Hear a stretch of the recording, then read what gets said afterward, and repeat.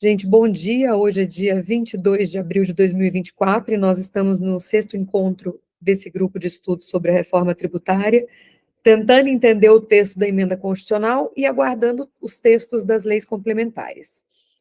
Eu vou compartilhar aqui um slide que traz única e exclusivamente aqui em síntese são os textos, o texto da emenda constitucional e como nós estamos fazendo nos outros encontros, vou roubar alguns minutos aqui para uma repetição das principais características do IVA dual, certo? Então, vamos lá. Aqui, relembrando alguns elementos do IVA dual. E para quem está chegando agora, para quem já está aqui conosco, artigo estrutural da emenda constitucional que trata do IVA dual, artigo 149b, tá? Primeiro dispositivo estrutural do IVA dual, 149b. Mas, antes dele, deixa eu falar aqui, já vou falar de uma maneira mais abrangente, quais são as principais características do IVA dual, né, que é o IBS e a CBS. Base ampla. Agora a gente para com essa discussão de serviço, né, acredita-se que a gente vai, ou no mínimo, reduzir muito toda essa discussão entre ser serviço, locação, comercialização, industrialização. A ideia da base ampla é justamente alcançar todas as operações que antes ficavam fora do alcance do IVA dual, como as locações, do ICMS e do ISS, perdão. Né? Então, essa base ampla traz esta ideia. E vejam que a gente muda os termos para bens e serviços. O IBS é o Imposto sobre Bens e Serviços. A CBS é a Contribuição sobre Bens e Serviços. E dentro dessa ideia de bens e serviços, a gente tem uma base ampla. Princípio do destino. É um elemento estrutural também, né? O que é o princípio do destino? Agora, ao invés de o dinheiro da arrecadação ficar no município ou no estado aonde está localizado aquele... Opa! Ficar no município ou estado em que está localizado o prestador de serviço, o comercial ou industrial, esse dinheiro será destinado ao local de domicílio do contribuinte. E agora, eu estou usando o termo contribuinte como aquele sujeito que está no final da cadeia que efetivamente consome o bem ou o serviço. Porque dentro da ideia de IVA dual, o contribuinte, penso eu, seria equivocado dizer que aquele que paga o tributo para o ente público seja o contribuinte, tá? Então, essa é uma questão que eu acho que é muito estrutural, mas que eu acho que nós estamos muito viciados em usar termo contribuinte para nos referirmos ao empresário, ao industrial, enfim. E eu acho que talvez essa seja uma mudança de chave necessária para que sejamos mais, para que a gente possa efetivamente mergulhar no IVA dual. Então, o princípio do destino é essa ideia de arrecadação será destinada ao local de origem, de domicílio daquele que consome o bem ou serviço. E, nesse quesito, vale lembrar que a alíquota a ser aplicada é o único elemento da regra matriz, o único elemento estrutural ali da incidência do tributo, sobre o qual os entes públicos terão ampla e completa competência tributária para estabelecer as suas alíquotas. Toda essa discussão passa por uma reformulação muito grande da ideia do conceito de competência em matéria tributária. O IVA dual está nos fazendo e nos fará rever toda essa teoria sobre competência tributária, né? Alíquota única. A professora Mauritânia, não sei se está aqui, a gente estava discutindo isso no final de semana. Alíquota única. A alíquota única vem dessa vinculação ao destino, né? Mas a alíquota única no sentido de, se o município de Salvador optar por uma alíquota de 7%, essa alíquota de 7%, ela será válida para todo e qualquer bem e serviço destinado àquele município. Não havendo mais diferenciação entre produtos, entre atividades, no mesmo ente não haverá essa possibilidade de manipulação das alíquotas por produto, por bem, por serviço, tá? Lembrando que a exceção nesse caso diz respeito àqueles 3 regimes tributários pontuais que foram delimitados pela reforma tributária. E eu já vou passar para eles aqui quais são esses 3 regimes, D, E e F, diferenciado, específico e favorecido. Diferenciados são todos aqueles regimes que entraram num segundo e último tempo ali no texto constitucional. Eu costumo brincar que são os regimes que conseguiram fazer um lobby mais potente e, logicamente, tiveram um apelo social muito grande, como prestadores de serviço de saúde, alguns outros prestadores de serviço, que nós vamos conhecer com o texto da lei complementar. Agora só existe a possibilidade no texto constitucional, mas quais serão, a gente tem que ver o texto da lei complementar.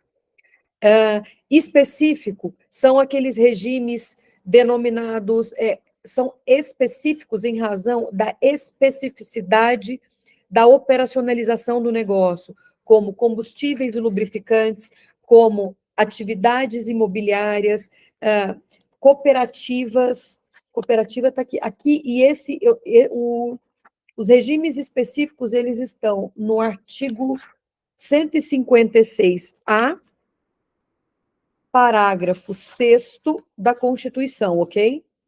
Tem a delimitação, a especificação de todos esses regimes específicos. Então, é combustíveis e lubrificantes, serviços financeiros, operações com bens imóveis, planos de assistência à saúde, concurso de prognóstico, aí tem outras, sociedades cooperativas, tem serviços de hotelaria, parque de diversão, enfim. Tem outras possibilidades ali nesses específicos. E vejam, específico não significa pagar menos tributo, significa ter um regime tributário específico, mas dentro desta especificidade das regras tributárias para estes regimes, há também a possibilidade de alteração de alíquotas. E aqui eu me refiro ao inciso 2º do 156A, parágrafo 6º, e agora eu estou falando de serviços financeiros, operações com bens imóveis, plano de assistência à saúde, que tem ali uma possibilidade de alterações nas suas alíquotas, nas regras de creditamento. Então, a gente precisa ficar de olho na tratativa que esses regimes receberão da lei complementar. E por regimes tributários favorecidos, a gente deve compreender Simples Nacional, Zona Franca de Manaus e regimes tributários aduaneiros. Pois bem, agora o item 4 aqui dessas principais características. Mesmos sujeitos passivos, mesmas bases tributáveis, não incidência e imunidades. Tem uma pequena diferenciaçãozinha só em relação a serviço educacional para faculdade, mas é uma especificidade única. E o que é muito importante, dentre essas características, princípio da neutralidade e o princípio da neutralidade, que é exatamente esta ideia de uma não cumulatividade ampla, que deve observar o mesmo regramento para os 2 tributos. Hoje nós vamos continuar aqui esse bate-papo sobre o princípio da não cumulatividade, sobre o princípio da neutralidade, e por isso eu já mostro aqui para vocês na tela o 149B, que eu estou chamando de o dispositivo estrutural do IVA dual, tá? Na Constituição Federal. É o 149B, que diz que, assim, o IBS e a CBS observarão as mesmas regras. E aí, quando a gente fala em não cumulatividade e neutralidade, eu vou dizer para vocês como eu estou fazendo a leitura disso aí. Eu vejo a neutralidade dentro da emenda constitucional 32 como um sobreprincípio do qual o princípio da não cumulatividade seria um princípio vinculado, um princípio dentro deste sobreprincípio neutralidade. Por que eu digo isso? Quando a gente olha para o artigo 156A, e aí, gente, o 156A é o artigo que dispõe sobre o IBS na emenda constitucional, ok? O artigo 156A é o dispositivo que regulamenta o IBS. A CBS está sendo tratada, foi tratada, pelo 195, inciso 5 da Constituição Federal. Mas, para não haver repetições, o que fez o legislador constituinte aí derivado? Ele pegou o parágrafo 16, incluiu um parágrafo 16 no artigo 195, que é o dispositivo da CBS, e disse lá nesse parágrafo 16 quais seriam os dispositivos aplicáveis à CBS, que também são aplicáveis ao IBS, certo? E são esses dispositivos que eu vou repetir aqui no 149, perdão, no 156A. Então, vamos lá. O princípio da neutralidade.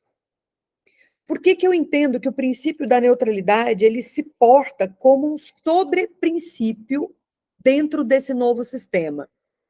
Vejam aqui que o 156A, parágrafo 1º, traz no seu texto o elemento princípio da neutralidade. Alguém pode ler esse dispositivo, por favor?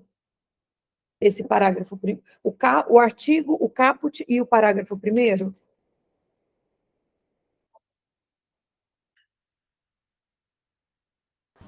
Eu posso ler, professora? Ótimo, obrigada. Artigo 156-A. Lei complementar instituirá imposto sobre bens e serviços de competência compartilhada entre Estados, Distrito Federal e municípios. Parágrafo 1º. O imposto previsto no caput será informado pelo princípio da neutralidade e atenderá ao seguinte. Obrigada, Natália. Olha, eu vou... Então, aqui, vejam, o princípio da neutralidade, ele é um dispositivo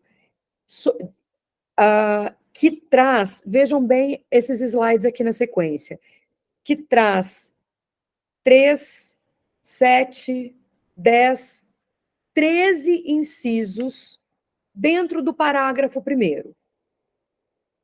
Eu vou repetir porque eu acho que isso é muito importante, eu não sei, eu gosto de me situar dentro do texto de lei, eu acho que eu consigo compreender melhor as coisas assim. E por isso que às vezes eu repito, sou repetitiva nesse quesito. O 156A, que é o artigo do IBS, dentro do qual vários desses incisos serão aplicáveis à CBS, nos diz que dos 3 incisos, esses 3 incisos, eles foram trazidos com o intuito, a minha leitura é, como que eu viabilizo o princípio da neutralidade no IVA dual, observando esses 3 elementos. Tá? Observando esses 3 elementos. Agora, antes de passar para essa discussão do split payment, que é o propósito de hoje, eu vou repetir esse slide aqui, que é uma fala do professor Rodrigo Frota, que ele tem repetido isso em diversas palestras dele. Rodrigo Frota é do Fisco do Estado de São Paulo e que está trabalhando muito ativamente, tem participado muito ativamente dos debates da reforma tributária, tá? O que o Frota tem dito sobre o princípio da neutralidade, que eu achei de uma explicação, assim, brilhante para que a gente possa compreender com simplicidade esse princípio, esse sobreprincípio, na minha opinião.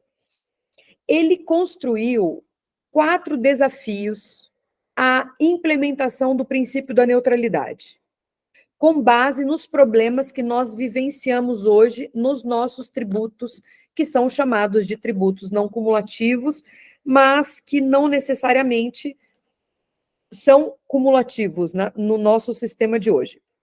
Então, ele traz um primeiro elemento que ele chama de desvio do tipo 1. O que é esse desvio do tipo 1 dentro da neutralidade?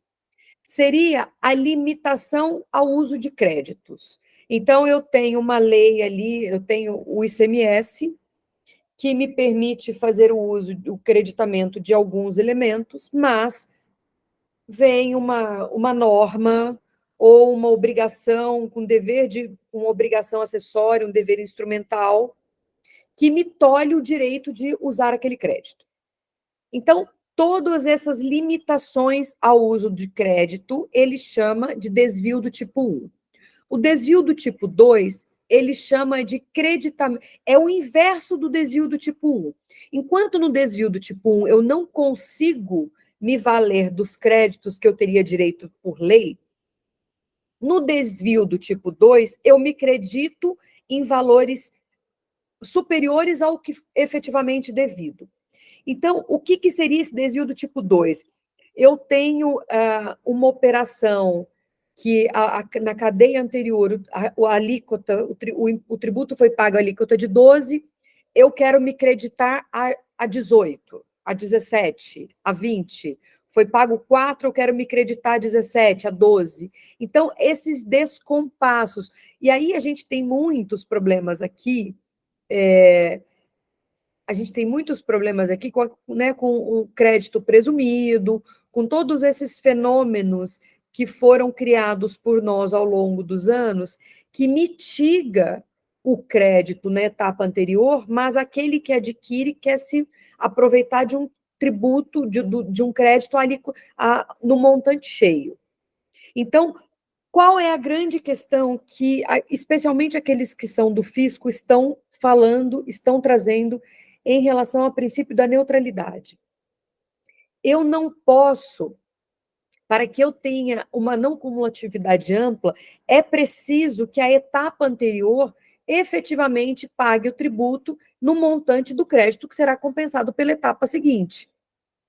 Não pode haver essa manipulação e essa distorção entre os montantes a serem aproveitados. Então, esse desvio do tipo 1 e do tipo 2 são extremos de um mesmo problema.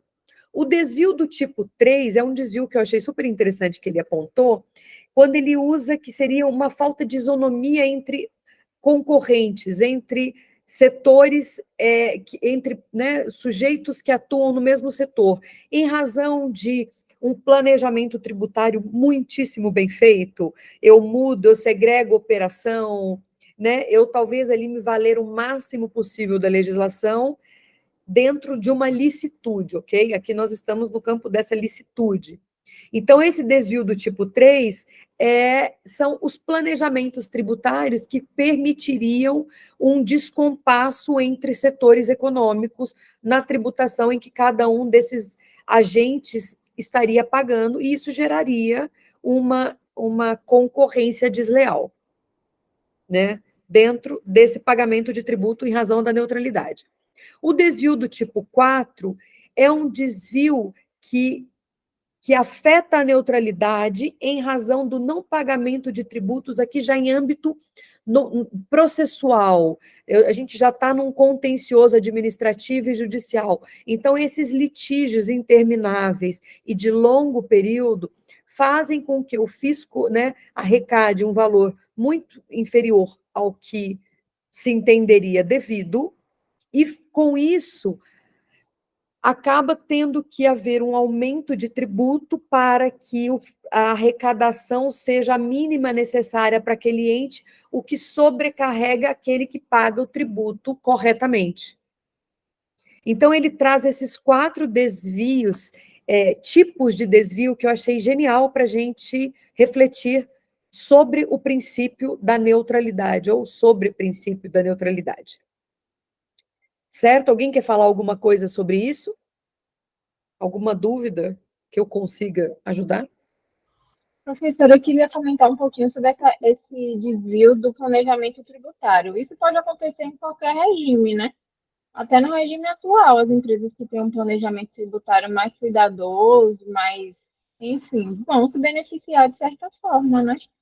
Mas esses desvios, Natália, que ele aponta, são desvios que ele realmente trouxe do atual sistema. Ele olhou para o atual sistema e viu todos esses problemas de neutralidade, que ele diz assim, são problemas que devem ser enfrentados pela nova operacionalização agora, né, pelas regras de operacionalização do IVA dual, para que a gente não repita os mesmos problemas. Então, mas eu achei uma forma muito espetacular de comentar essa neutralidade. Eu acho que trouxe uma visão assim muito ampla desse problema. Então, todos esses 4 tipos de desvios, né, eles deveriam ser enfrentados agora pelas leis complementares que estão por vir. Então, por exemplo, até o desvio do tipo 4, que é processual, que é o tempo da litigiosidade, está sendo enfrentado literalmente no gerúndio, porque a gente está vivendo a reforma do processo tributário, que os textos estão por vir também aí no parlamento com o senador Efraim, para que possam ser votados possivelmente ainda este semestre. Então, virão textos de lei, leis aí do processo tributário que também têm o condão de reduzir ou encurtar a litigiosidade que nós vivemos hoje, né? Podemos seguir? E aqui, bom, e aí nesse período aí, nessa semana, eu venho trocando ideia com alguns colegas, especialmente algumas pessoas do fisco, que eu sei que estão muito envolvidas nesse estudo todo, para entender melhor isso aqui e saber como dizer isso de uma maneira mais simples. Então, eu vou nesse momento, até esse momento do nosso processo legislativo, enquanto a gente não tem outros textos aqui de lei, eu vou trazer 3 maneiras, eu vou dizer 3 maneiras de a gente trabalhar o creditamento, porque, retomando aqui, princípio da neutralidade eu vejo como um sobreprincípio do qual o princípio da neutralidade está dentro deste sobreprincípio. E o princípio da não cumulatividade, ele é viabilizado como? Qual que é a ferramenta que viabiliza esse princípio? O creditamento, correto? Então, eu tenho um creditamento que viabiliza a não cumulatividade, que implementa a neutralidade, em última instância. E aí, aonde está o creditamento geral? Aonde está a não cumulatividade tradicional? Nesse inciso 8º. Letícia, você lê para a gente, por favor? O inciso 8º? Lê o parágrafo, lê o caput, parágrafo 1º e inciso 8º, por favor. Claro. Lei complementar instituirá imposto sobre bens e serviços de competência compartilhada entre Estados, Distrito Federal e municípios. O imposto previsto no caput será informado pelo princípio da neutralidade e atenderá ao seguinte: inciso 8º.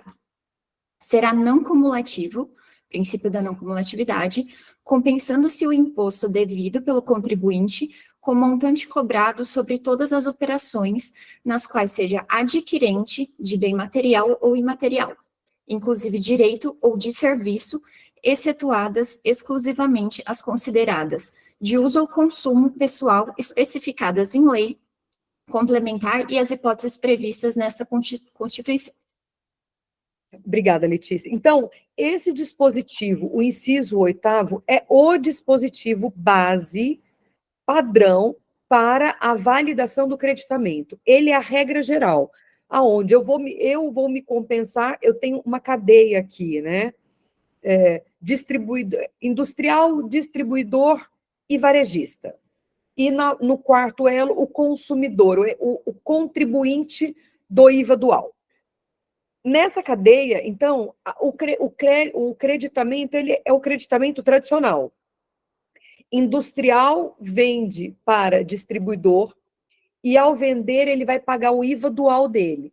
E quando ele for pagar o IVA dual dele, ele vai se creditar de tudo aquilo que esse industrial adquiriu no mês ali, ou ainda se ele tiver saldo credor, ele vai deduzir do que ele deve pagar a título de IVA dual. Tudo bem. Aí ele me transfere, eu, Thalita, sou ali a distribuidora. Nesta aquisição que eu fiz dele, eu vou ter o crédito do tributo que ele pagou a título de IVA dual. E assim sucessivamente, até chegar ao efetivo consumidor, que é o efetivo contribuinte do IVA dual. Essa é a cadeia tradicional. E pretende-se a ideia, o que nós precisamos buscar é que todo esse elo da cadeia produtiva, que não exista tributo devido por eles, mas sim tributo pago. Entendam bem o que eu estou dizendo. Todos esses agentes desta minha cadeia, é como se eles estivessem antecipando o tributo pago pelos consumidores, pelos efetivos contribuintes ao final da cadeia. Ok? Isso que eu estou falando? A ideia é que eles antecipem o tributo, mas que isso não seja não saia do bolso desses fornecedores, que ele não tenha o custo do tributo, apenas a antecipação do pagamento do tributo. São coisas muito diferentes. Vocês estão me acompanhando? A gente está na mesma página aqui em relação ao que eu estou falando? Sim.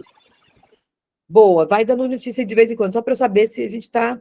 Então, bom, este é o dispositivo da não cumulatividade, o dispositivo base, inciso 8º, um dos dispositivos mais importantes desse nosso novo sistema.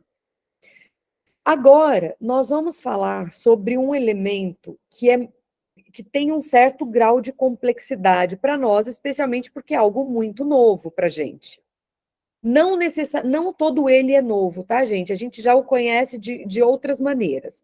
Mas vamos lá. Esse dispositivo aqui, o inciso 2º do artigo 156-A. Alguém lê para mim só o artigo 156-A, o parágrafo 5º e o inciso 2º, sem o A e o B do 2º.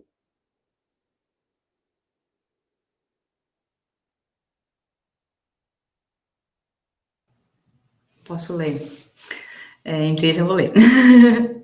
Lei complementar instituirá imposto sobre bens e serviços de competência compartilhada entre Estados, Distrito Federal e municípios. Lei complementar disporá sobre o inciso 2º, o regime de compensação, podendo estabelecer hipóteses em que o aproveitamento do crédito ficará condicionado à verificação do efetivo recolhimento do imposto incidente sobre a operação com bens materiais ou imateriais, inclusive direitos ou com serviços, desde que... Falo do A ao B?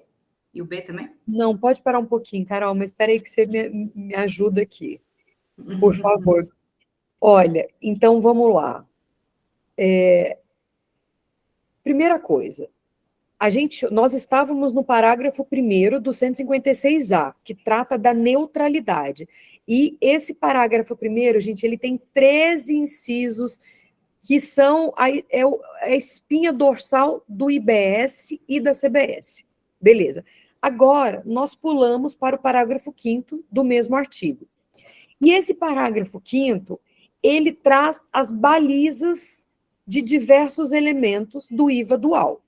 Mas quem vai pintar este desenho são as leis complementares. Então, veja, lei complementar disporá, né? Aí, a professora Caroline leu aqui, o regime de compensação, podendo estabelecer hipóteses. E o que eu tenho ouvido, esse podendo estabelecer hipóteses, possivelmente recairá sobre situações em que há um grande risco de inadimplência, seja por uma dificuldade operacional daquele setor, daquela cadeia econômica, ou seja, em razão de riscos de fraude e inadimplência, tá? Não, aqui a questão não é nem a inadimplência. Eu sei que eu diria que no primeiro momento a gente tem esses setores que têm uma maior dificuldade operacional, como, por exemplo, cooperativas de material reciclável, né? Que as cooperativas trabalham com catadores de plástico nas ruas, tudo isso. Então, é um setor que tem uma dificuldade de operacionalização, de pagamento de tributo, obviamente. Então, talvez essas hipóteses, elas se limitem, elas observem esses setores aí, e a gente tem que aguardar isso na lei complementar. Eu ouvi dizer também que talvez haja possibilidade de o próprio contribuinte, o pagador, vou usar o termo, o pagador do tributo, o fornecedor ali ao longo da cadeia, ele fazer a opção pelo split payment. Eu não sei como isso ainda funcionaria. Então, dando sequência. Hipóteses em que o aproveitamento do crédito ficará condicionado à verificação do efetivo recolhimento do tributo. O que isto significa? Aquele inciso geral, que é o 8º do artigo, do parágrafo 1º, ele não vincula o creditamento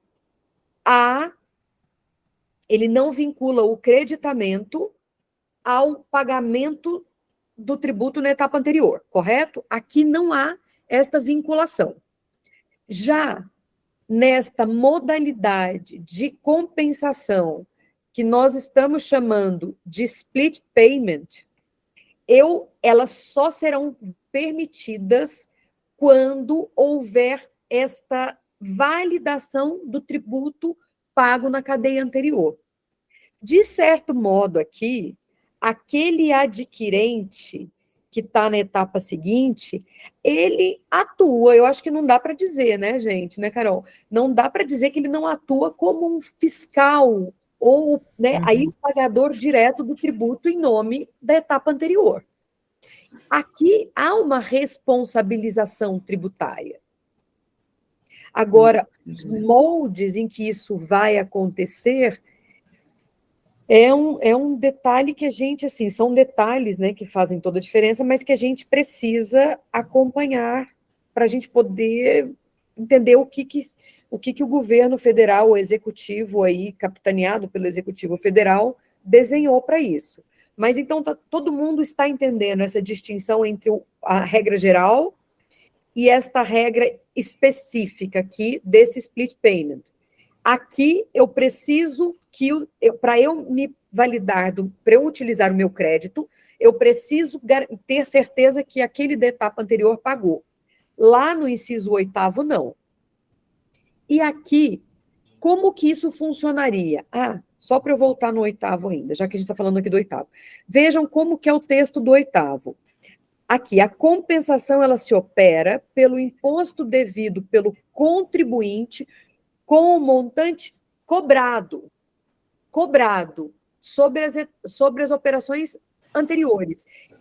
O cobrado é muito diferente de tributo pago.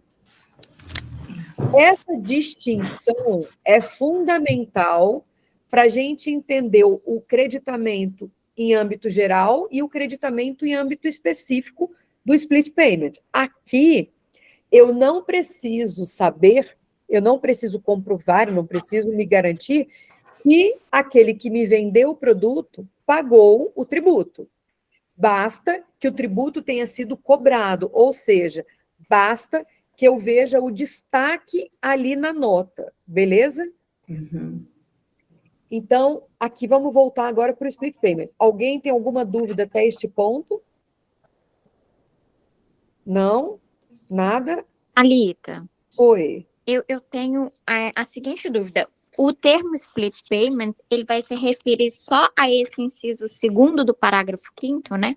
Ou ele vai se referir também a esse do parágrafo 1º, o inciso 8º? Luana, perfeita a sua pergunta. Eu fiz essa pergunta para 5 pessoas ao longo dessa semana. pessoas que eu confio muito para eu saber que, né, para eu saber qual que tem sido a percepção. E todos eles disseram, split payment é um termo que deve ser utilizado somente para o inciso 2º do parágrafo 5º. Entendeu? Maravilha.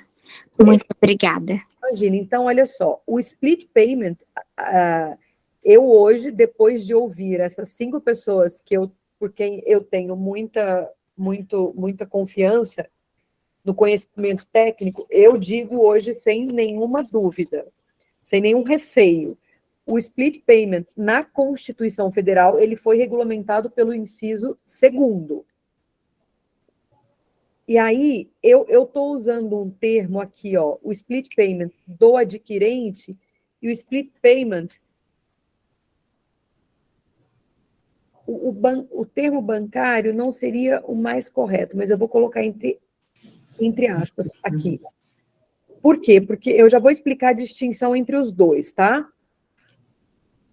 Aqui. Mas, então, o split payment, ele está aqui no inciso 2º. Então, o split payment, ele tem um split de 2 espécies. O que é o split payment? Primeira coisa, é a segregação no pagamento ao fornecedor do pagamento do tributo. Então, no primeiro caso, quando que eu tenho um split payment do que eu chamei split payment do adquirente? Eu tenho esse split payment do adquirente quando eu, Thalita, que eu sou uma distribuidora, eu adquiri da professora Caroline, que está sediada em Santa Catarina, um determinado bem ou serviço. Então, quando eu adquiri esse determinado bem ou serviço dela, na hora que eu for fazer o pagamento de 10 para ela do produto e 2,5, 12,5 é o valor da minha compra para ela. Eu vou pagar uma guia de 10 para ela, que é a industrial, e vou recolher o tributo em nome da Caroline diretamente para, aqui no caso do IBS, para o comitê gestor. Lembrando que o comitê gestor, ele tem uma tríplice função, e uma delas é atuar como banco. Então, nesse caso, quem que falou comigo foi a Luana, né? Isso. Nesse caso, no primeiro caso, eu, Thalita, que adquiri da professora Caroline de Santa Catarina, determinado bem ou serviço, eu vou pagar o tributo dela, eu vou recolher o tributo dela para o comitê gestor, para o banco do comitê gestor, para o ente público, certo?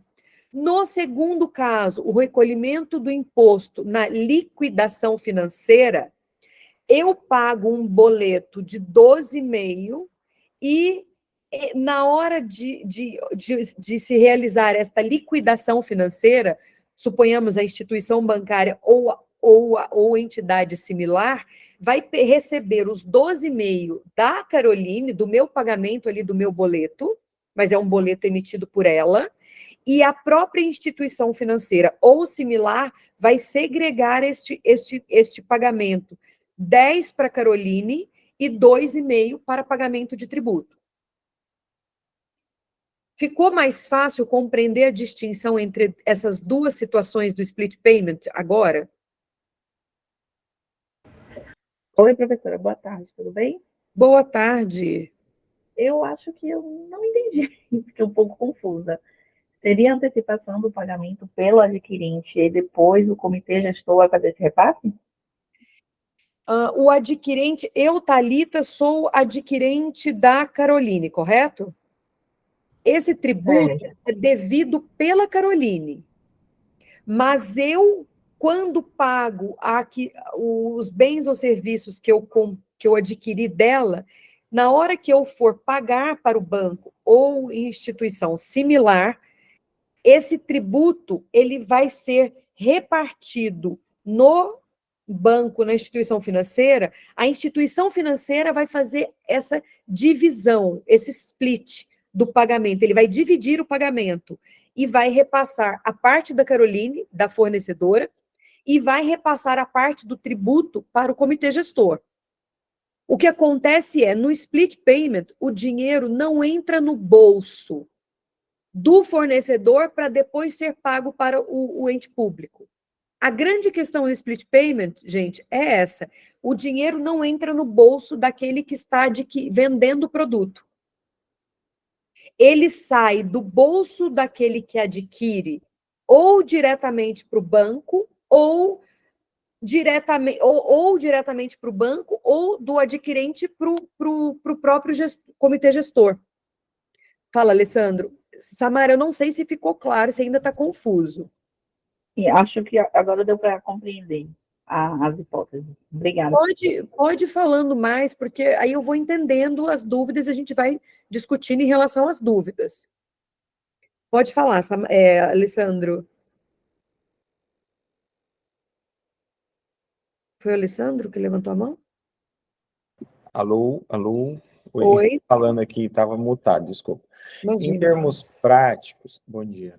Em termos práticos, eu fiquei com uma dúvida de como seria esse pagamento. Se seriam, vamos dizer, 2 guias, né? Mas me pareceu, agora você falando, que seria eu no mesmo ato que eu estou pagando o serviço ou o bem, a própria instituição financeira fazia ali a divisão desse tributo para um lado e do serviço ou do bem para o outro. Aí, antes da nossa reunião, foi muito bom você ter colocado sobre isso, eu fui pesquisar sobre esse split payment. Me veio aqui nas minhas pesquisas uma resolução do Banco Central, a 150 de 2021, que ele fez a regulamentação desse arranjo de pagamento, inclusive por conta muito dos marketplaces, onde você tem alguém que entra dentro de um portal, um exemplo da Amazon, e vende lá. Quando eu faço o pagamento, eu estou pagando não só a parte dessa pessoa que me vendeu, mas vamos dizer, a comissão da Amazon, né? A instituição financeira hoje já tem a condição de fazer essa divisão lá dentro.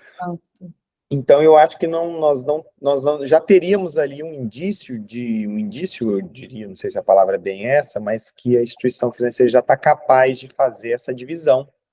Exatamente, Alessandro, exatamente. Qual que é o número dessa normativa que você falou? É a resolução 150 de 2021 do Banco Central. Outra coisa que me veio, lógico, eu estou aqui para amadurecer esse conhecimento, mas como que isso mexeria na contabilidade das empresas que adotam regime de caixa, adotam regime de competência, tendo em vista que o tributo é pago imediatamente, né? Nossa, olha que interessante, você está trazendo uma das discussões basilares que está acontecendo nos grupos também, como você ficaria essa questão, se a gente, se seria possível fazer a mudança do regime de competência para regime de caixa. Mas antes de chegar ali, deixa eu voltar um pouquinho, Alessandro, nas suas provocações aqui, tá? O que o Alessandro está falando, gente, olha só, eu até complementei aqui nos slides. Esse primeiro, então, assim, Samara, você que falou comigo, a gente tem duas espécies de split payment, ok? O split payment, que é aquele que eu comprei da Caroline, eu não vou pagar para ela, mas na hora que eu for pagar o boleto, eu vou pagar a parte dela e a parte do tributo eu entrego no banco. O dinheiro não entra na mão da Caroline, que é a vendedora. O dinheiro, gente, no split payment, pensa assim, primeira regra, Samara, ele não entra no bolso do vendedor. Sabe essa ideia do tributo, de a gente paga o valor, lógico, total da nota fiscal, aí o vendedor, daqui a um mês ali, no mês seguinte, vai fazer o pagamento do tributo? Vai fazer o repasse do tributo? No split payment, o dinheiro não entra não entra no bolso do vendedor. Eu acho que essa é uma regra básica para a gente entender o split payment. Ele não entra no bolso do vendedor. Pronto. Segunda questão. O split payment da linha A, eu pago. A minha compra com a Carolina ficou 12,5. Eu vou pagar uma guia para ela de 10 mil e eu vou pagar uma guia bancária de 2,5. Essa guia de 2,5 vai direto para o comitê gestor. Então, Alessandro, quando você fez a pergunta das guias, aqui, ó, no split payment da linha A, que eu estou chamando de split payment adquirente, eu tenho uma guia avulsa para essa operação que eu dei o exemplo minha com a Caroline. No split payment da liquidação financeira da operação, que é o da linha B, do inciso 2º, eu pago os 12.500 numa única guia, mas quem vai fazer a separação é a instituição bancária ou entidade similar. Essa é a grande distinção entre os dois split payments.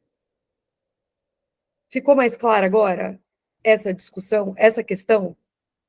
Pronto, para mim ficou claro, professora. Obrigada. Ficou, Samara? É bom perguntar, porque às vezes é a dúvida que todo mundo está tendo, mas às vezes é bom falar.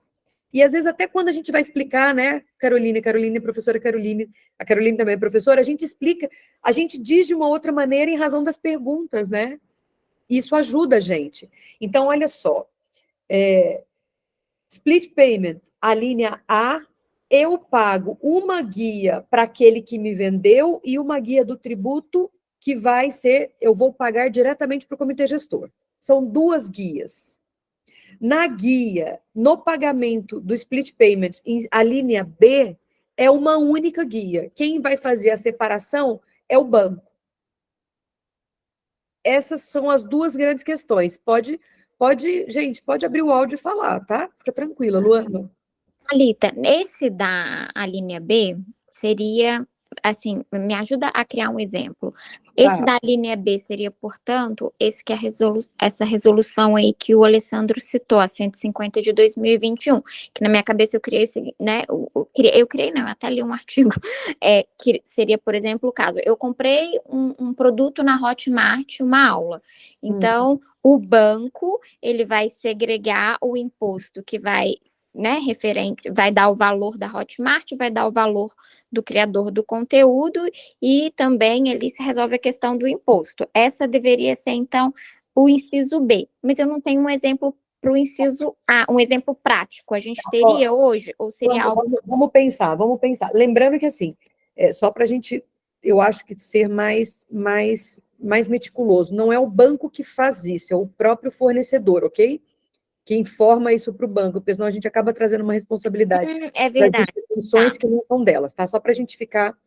Então, assim, seria isso. O fornecedor, aqui nesse nosso exemplo, a Hotmart, né, que é a plataforma de curso, ele vai te dar um boleto de 10, você vai pagar os 10. Só que vai entrar no bolso da Hotmart 8.500.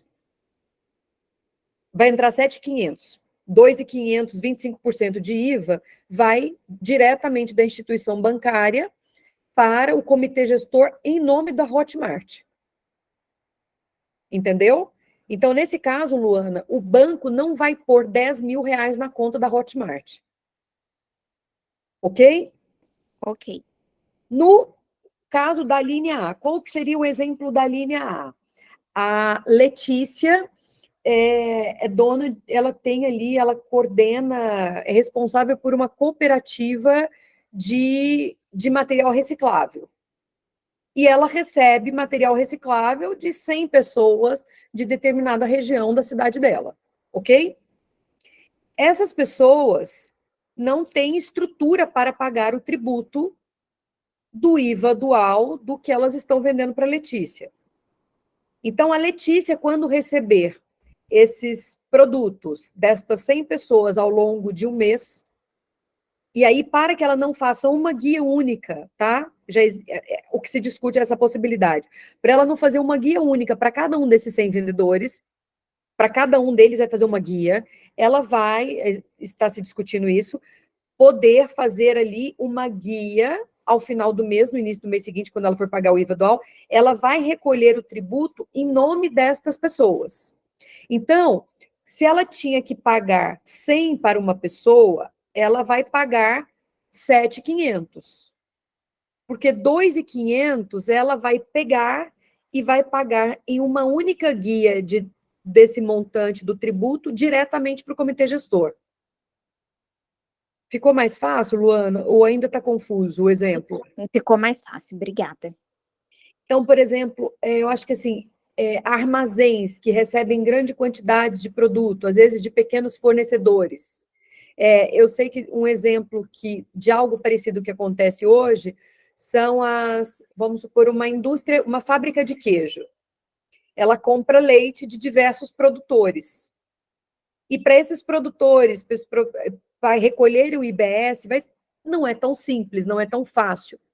Então, esta fábrica de queijo ela compra o leite e ela deduz do que ela tem que pagar para cada um dos fornecedores o valor que ela vai ter que esses pequenos fornecedores deveriam pagar a título de IVA dual. E aí, eu estou falando do IVA dual, gente, eu não sei se vai ser IBS, se vai ser CBS, né, dentro dessa operacionalização. Eu estou preferindo falar IVA dual, tá? Então, ele recebe esses produtos, repassa para quem os forneceu, Luana, só o montante do bem, descontado o valor do tributo, porque a fábrica de queijo que vai pagar o tributo em nome de todas essas pessoas.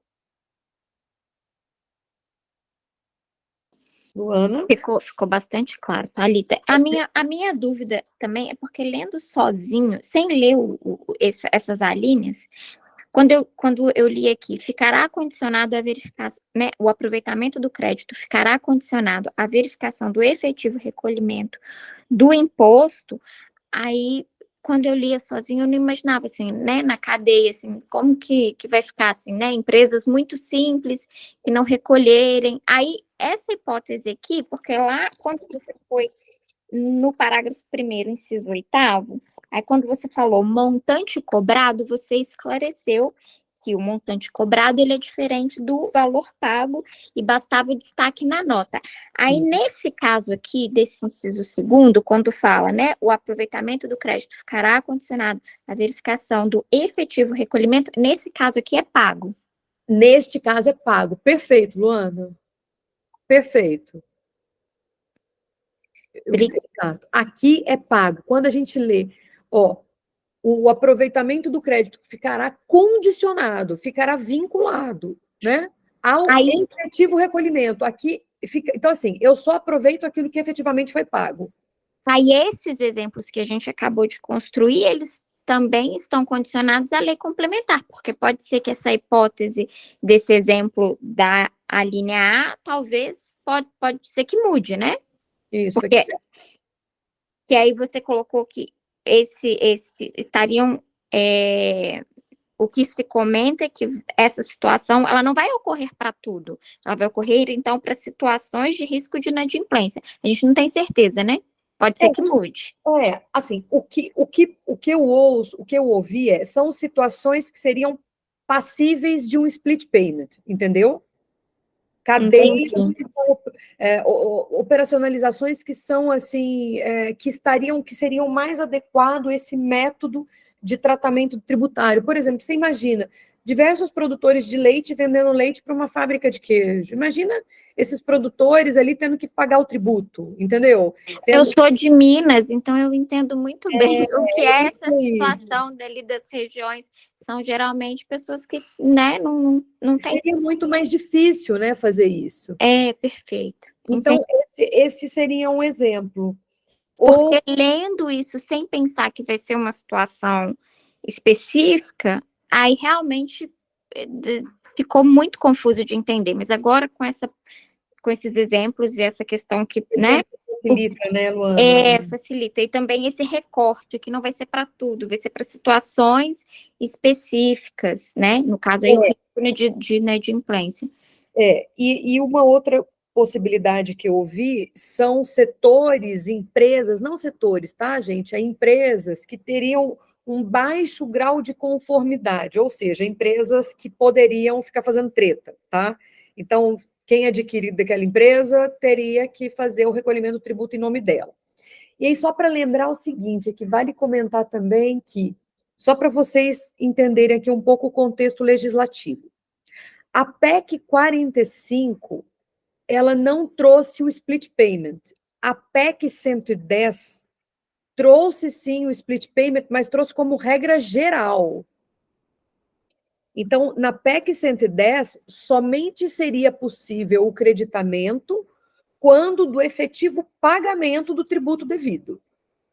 Então, o texto que foi aprovado foi uma mescla das duas PECs, da PEC 45 com a 110, nesse quesito, o creditamento em sentido geral observou o texto da PEC 45, que é aquele do inciso 8º, certo?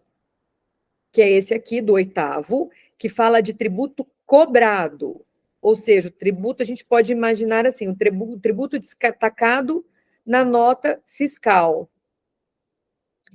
E o próximo, que aí a gente olha para a especificidade, o item 2, o inciso 2, aqui seriam possibilidades de exigência do tributo efetivamente pago, num sentido, gente, é só pensar assim, de evitar fraudes no sistema. Vocês já ouviram falar das empresas noteiras, né? Empresas noteiras são empresas de fachada, noteira no sentido de elas são criadas para emitir notas fiscais, noteiras.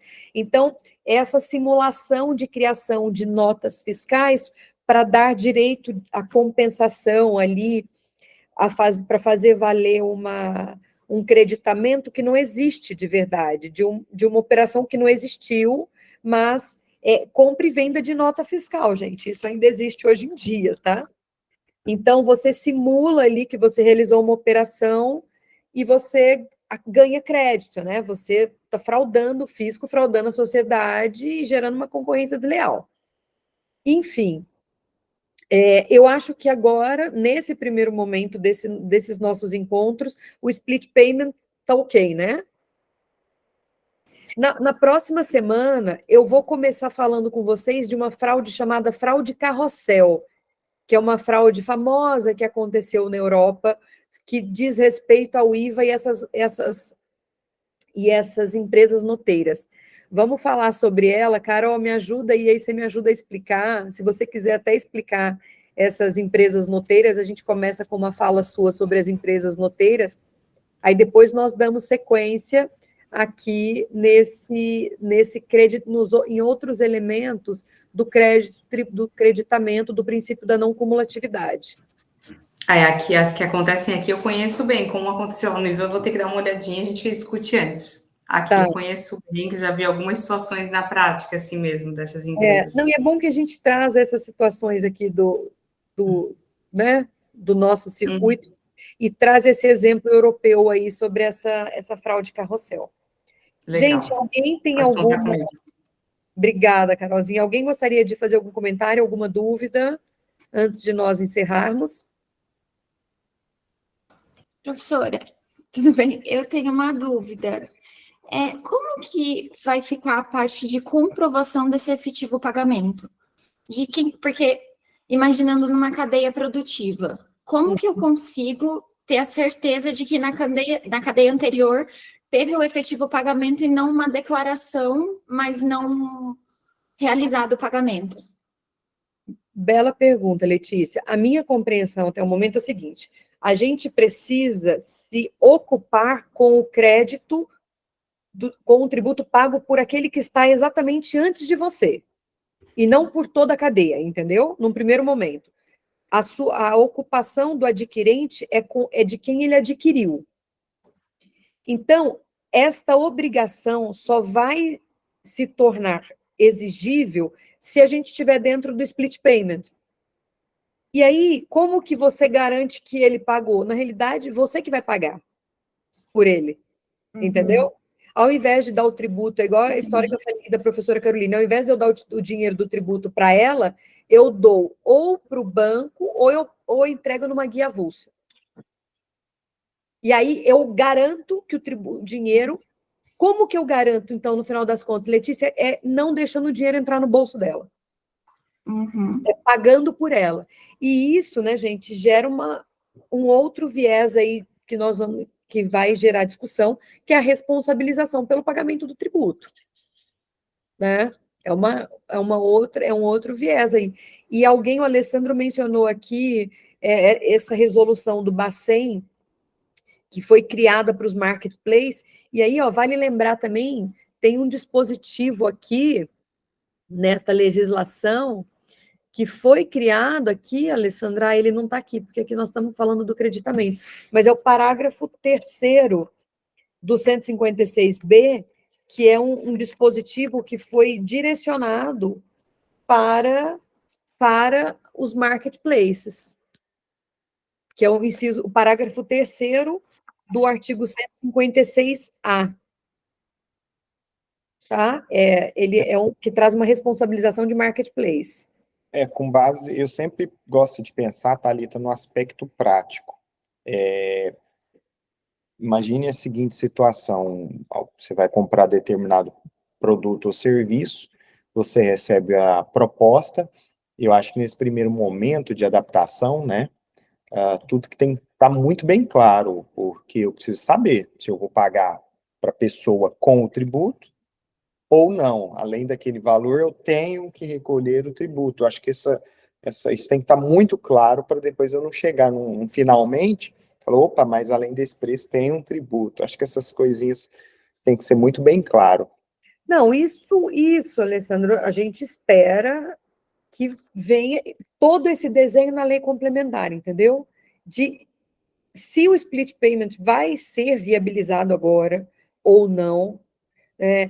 Num primeiro momento, eu achava que ele veio na lei complementar, mas que não seria enfrentado nessa primeira lei complementar, mas que ficaria na Constituição como uma possibilidade para daqui a 2, 3, 5 anos ser implementado. Nas últimas semanas, eu já comecei a mudar de ideia, eu já acho que vem alguma coisa de split payment, sim, mas eu acho que se vier agora, vem assim, eu acho que viria de uma forma mais modesta e para setores que teriam um grande risco de fraude, de inadimplência. Entendeu? Alguém levantou a mão, gente, não levanta a mão, não, abre o áudio e fala, fica à vontade. Entendeu, Alessandra? Não sei se eu ajudei, mas eu acho que isso tem que vir muito bem desenhado, Alessandra, senão vai gerar muita briga, né?